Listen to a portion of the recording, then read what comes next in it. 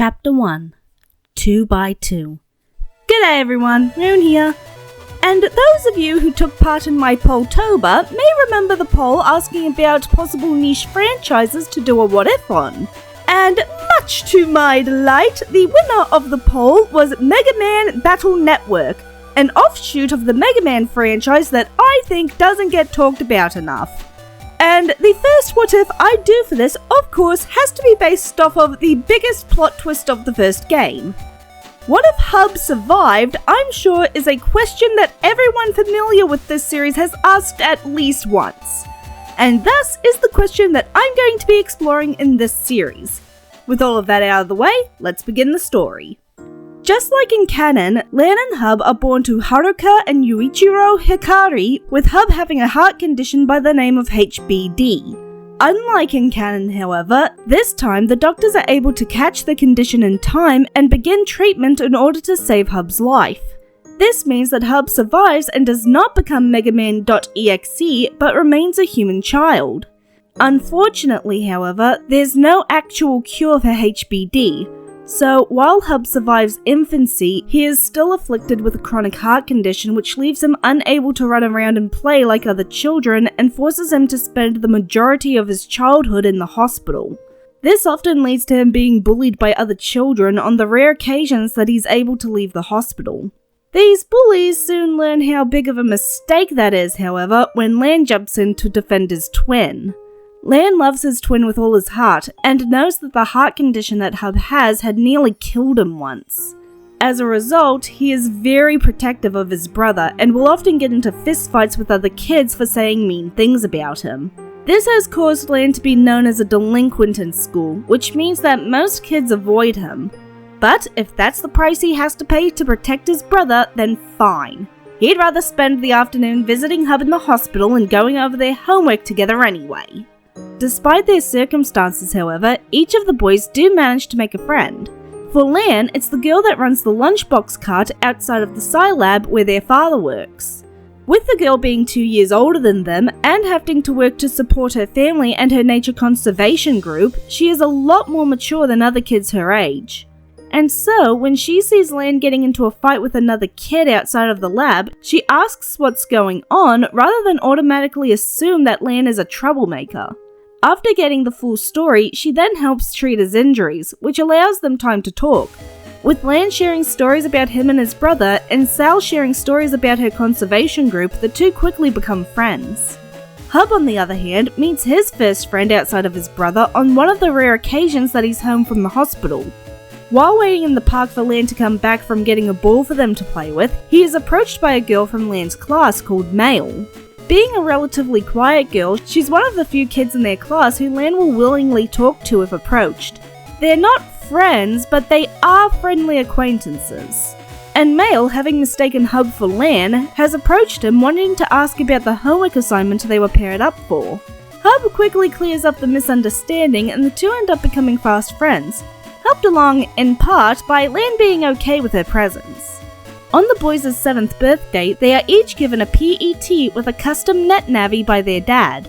These navis are designed to not only be twins just like their operators, but to also act as older brother figures for the boys. Lan is given the level-headed, responsible and sharp-witted blue net navi Mega Man, while Hub is given the confident, energetic yellow net navi with a boundless love of life, Rockman. While the Navis are clearly their own individuals, there's something about them that reminds the boys of each other, easing an ache in their hearts that they hadn't even been fully aware of.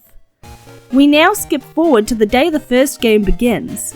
This is an important day for everyone in the Hikari home, because after years of hospitalization and struggles, Hub has finally been deemed strong enough to attend school with Lan, meaning that today is going to be his first day of grade 5 with his brother and his best friend Mail, who is coming to walk with them. Unlike in canon, Mega Man and Rockman don't need to try very hard to get Lan and Hub up in the morning. Hub has always been an early riser, so he doesn't even need an alarm clock to get up in the morning. Lan, on the other hand, due to always keeping an ear out for if Hub's heart condition is acting up, has become a very light sleeper. So it doesn't take much to wake him. Sometimes even hearing Hub moving around the room is enough to break him from dreamland. This morning is no exception, with Lan waking up bright and early from the ringing that Mega Man's PET emits when receiving an email. Hub sighs from where he's standing in front of the wardrobe. He'd been doing so well and not making any noise that could wake Lan, wanting to let him sleep a little more. Too bad he forgot that Lan had recently subscribed to Net News. Wide awake, Lan grabs the PET while pulling himself out of bed. With one hand still holding the PET, he begins to make his bed while asking Mega Man to open the email for him. Meanwhile, Hub finishes getting dressed while asking what the Net News says, not bothering to be quiet anymore now that Lan is awake. Lan gives an unhappy hum as he turns from his now made bed, his eyes still on the email. He tells Hub that it's just a short notice about how World 3 crimes have been spiking lately and telling everyone to be careful, like they weren't doing that already. There's a ping from both of their PETs as they receive an email at the same time. Grabbing his PET, Hub stands next to Lan as they show each other their screens. There's only a few reasons why they would receive an email at the same time, and one of them is their dad. In which case, they always read the email together. Hub sighs disappointedly while Lan shrugs in resigned acceptance as they read their father's apology for not being able to get off of work that weekend. Lan says that it was a long shot anyway before continuing on with the email, finding some battle chip data that their dad had sent them as an apology gift. After they finish getting ready and eating the breakfast that their mother made them, they head outside where they're greeted by Mail. The pink-haired girl greets them both with a bubbly smile while commenting that they're early today. Rockband smiles and jokes that she makes it sound like they're always late or something. Mail laughs while saying that that's an impossibility with them. As the preteens walk to school, Mail tells the boys about the rush of oven fires that have been happening recently. Hub expresses concern that it could get someone seriously burnt, while Lan says that the thing he's more worried about is the smoke.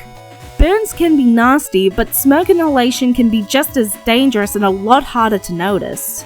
Mail says that she bets it's another World 3 virus. Hub agrees that it's a possibility, while Lan grumbles about nutcases with god complexes. When they arrive at their classroom, Ms. Mari is there waiting for them. She tells the trio that she's going to have an introduction for Hub once the class starts, and tells Lan and Mail to head on in first. Lan asks why it's necessary for them to do that, but Hub assures his brother that he'll be fine. The class is going to find out that he's a new student anyway, might as well get it over with. Lan huffs unhappily but nods to his twin as he walks past him and their teacher into the classroom. Once he's inside the room, he hears an all-too-familiar voice call out to him. Repressing the urge to groan in irritation, he walks over to his desk, ignoring his loud classmate. Hopefully, the guy will take the hint and leave him alone today.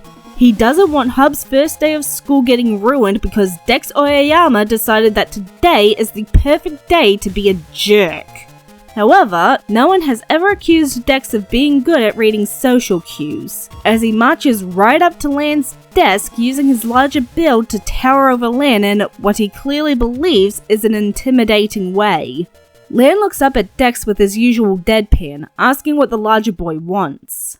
Dex bares his teeth in a smug grin as he demands that Lan net battle him, saying that he still owes Lan a helping of whoop-ass after last time. Lan raises an eyebrow. You mean last time when you called me, and I quote, a spoiled half-assed net battler who's only able to win because he has daddy's money to buy all the rare chips he wants? And then proceeded to strong-arm me into a battle after I told you that most of my chips are commons and what rare ones I have could easily be gained from battling viruses on the net? Dex glares down at him. He's just about to take a step closer to Lan, probably to either continue attempting to intimidate him or to get physical, when Yai runs up to them.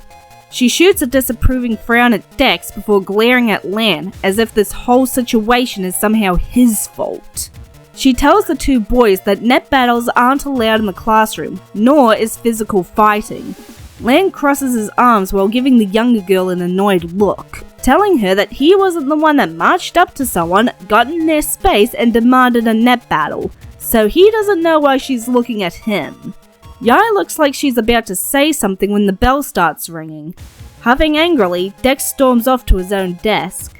Yai gives a disdainful sniff before walking off to her own desk, muttering about getting stuck in a class with a bunch of delinquents.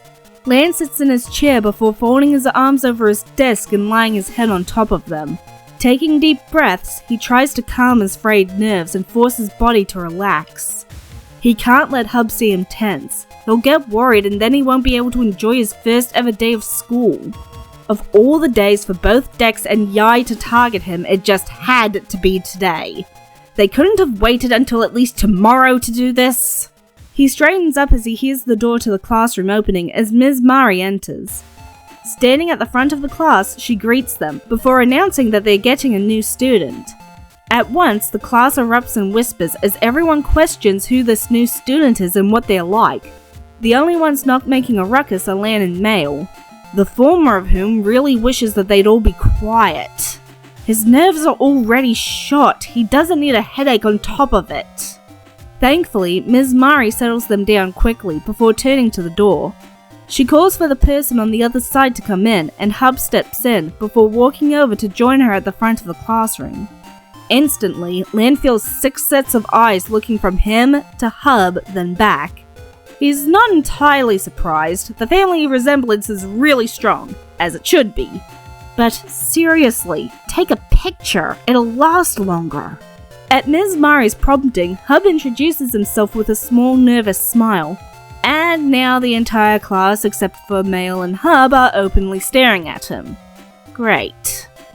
Ms. Mari, bless her soul, comes to his rescue, telling Hub to take a seat at the desk behind Lan's and the class to turn their eyes back to the front. Hub makes his way to the back of the classroom as everyone turns back to the front. Lan makes eye contact with him as he passes, a silent question in his look. Hub shoots him a smile and a thumbs up, causing Lan's lips to twitch into the ghost of a relieved smile. At least the introduction went well. Lan is very relieved when the day is over. Not once all throughout the day have people stopped staring at him and Hub.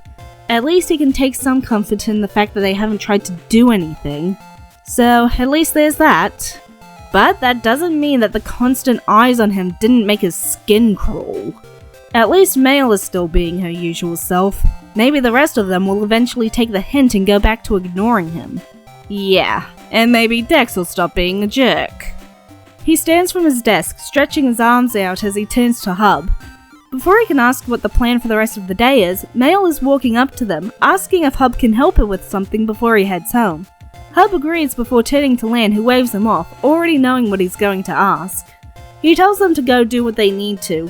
He'll meet them back home. With that, he picks up his bag and heads to the door. As he's approaching the school gates, however, a certain little 8-year-old steps out to block his path. Lan pinches the bridge of his nose. What is this? Let's all bother Lan Day? Doesn't Yai have anything better to do? The girl in question glares up at him. She tells Lan that she's just here to give him a warning. If Hub turns out to be a delinquent like him, she will be going to the school board. So he'd better keep his brother in line. Hearing that, Lan bares his teeth in a snarl as he glares down at her. The intensity of it is enough to break her confident posture and make her take a step back.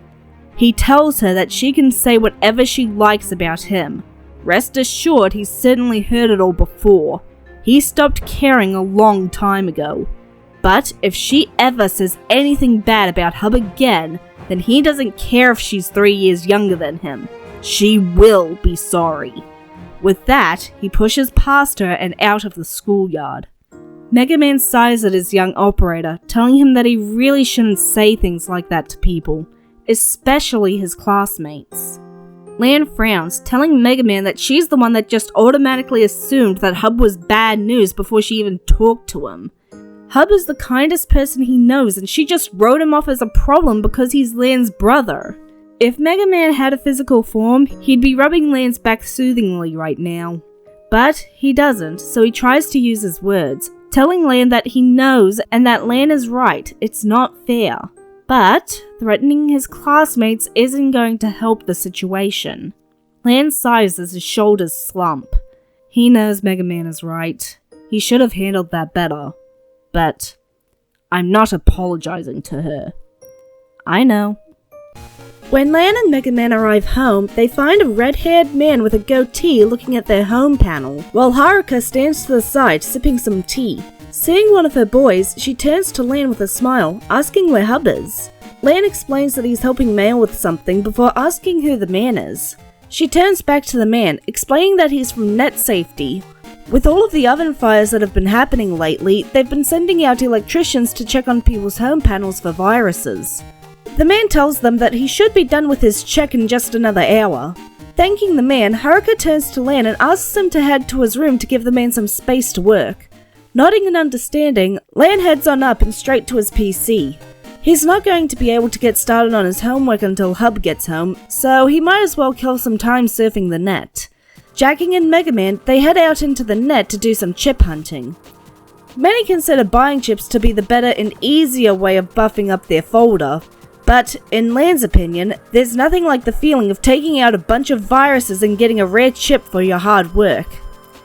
As they're taking out some Canadums and Meteors, Mega Man spots a yellow Navi with wings, looking around frantically for something. Also spotting the Navi through the PET's screen, Lan wonders what's got the usually prim and proper Navi so flustered.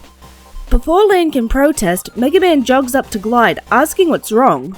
Glide greets the Navi and operator formally before explaining that one of Yai's programs seems to have gotten lost. He needs to head back to Yai's homepage, but he can't just leave the little program to wander around the net. Who knows if it'll ever find its way home. Mega Man glances at the holoscreen next to him, displaying Lan's face.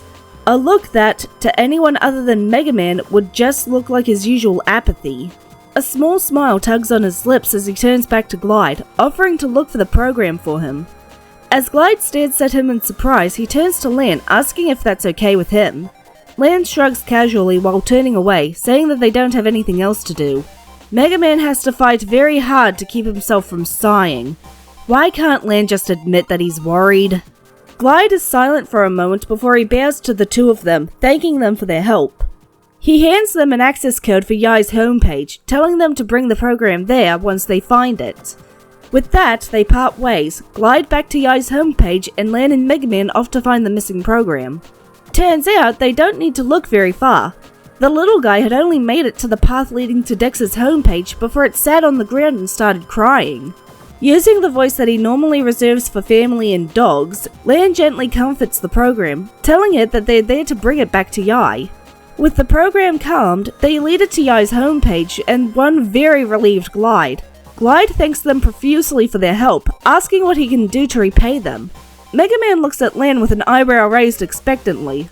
The brunette huffs before looking away. Just don't tell Yai about this and we'll call it even. I don't want her accusing me of stealing or tampering with her program.